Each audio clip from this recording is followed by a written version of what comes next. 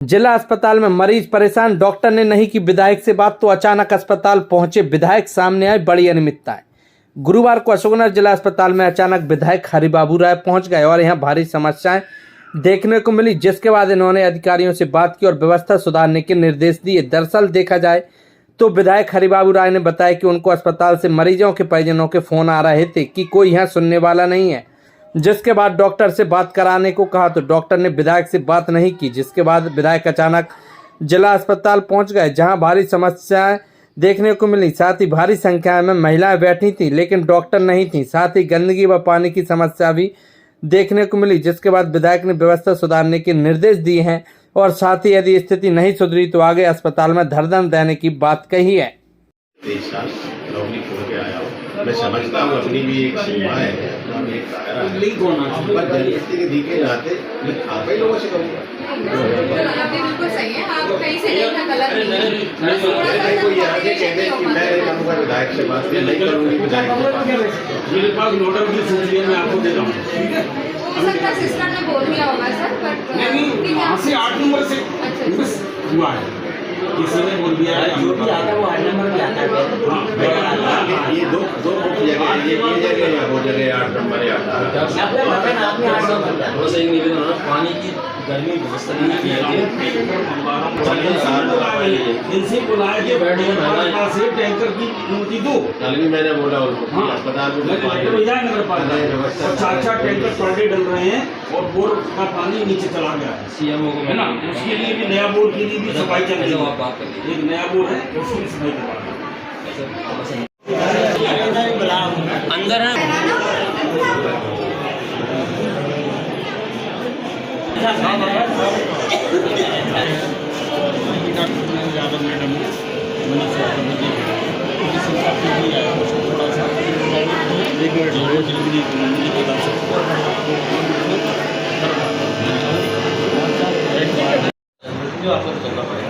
नहीं, लाइन की बात हो रहा है।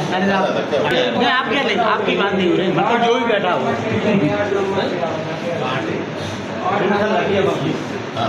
मुझे 8 नंबर पे खड़ रहा हो तो यही डॉक्टर साहब बैठे, ये सर इसका कांटा निकालना है। आप यहाँ पट्टे चढ़ रहे थे तो उसको बोला वो रुक जाओ। हाँ, ये दवाई है और ये पट्टी की पर्ची, दवाई की पर्ची तक दे रहे हैं। डॉक्टर साहब के बिल्कुल कोई हाथ नहीं। यहाँ पे पट्टा चढ़ रहा था, दवाई बैठने का थोड़ी देर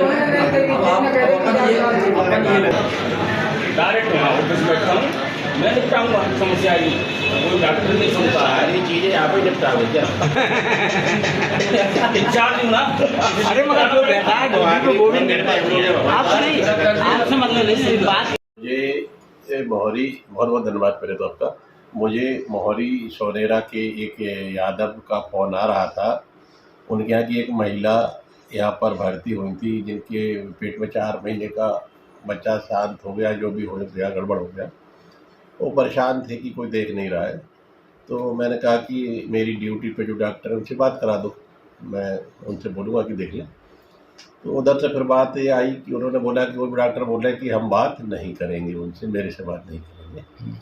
तो मैंने कहा चलो ठीक है, मैं ही बात कर लूँगा। इसलिए मैं अचानक अस्पताल गया था कि मैं बात कर लेता हूँ डॉक्टर साहब से, कौन है वहाँ पर, क्यों नहीं देख रहे हैं। इस कारण मैं अस्पताल जब पहुँचा तो डॉक्टर साहब से मैंने बात की कि कम से कम विधायक से तो बात कर लिया करो, हम जनप्रतिनिधि हैं और हमको फ़ोन आते हैं जब कोई परेशानी में होता है, और आप इस तरीके से बोलोगे कि विधायक से बात नहीं करेंगे तो ये कैसे चलेगा। तो मुझे आना पड़ा है, मैं ही बात कर लेता हूँ आपसे। नहीं तो उन्होंने कहा ऐसी कोई बात नहीं, वैसी कोई बात नहीं। कौन डॉक्टर थे? बात है और मैं उनका नाम नहीं जानता। फिर वो भी आ गए थे, सिविल सर्जन छारी साहब। इसके बाद सबसे बड़ी वहाँ पे जो देखा कि बहुत सारी महिलाएं बैठी हुई थी अपनी अपनी पर्ची लेके, और मौके पर जो डॉक्टर मैडम थी, शायद वो दौरे पर थी या ऑपरेशन में थी, कहीं होंगी, फिर वो आ गई। मेरा कहना यह है कि जब इतने सारे मरीज आते हैं ओपीडी में और एक डॉक्टर महिला, ये कैसे हो पाएगा। तो व्यवस्थाएं तो बहुत ही गंभीर है। बहुत महिलाएं बैठी थी, कह रही थी हम इतने बजे से बैठे हैं, उतने बजे से बैठे हैं। उस समय 12 बज रहे थे लगभग अस्पताल की।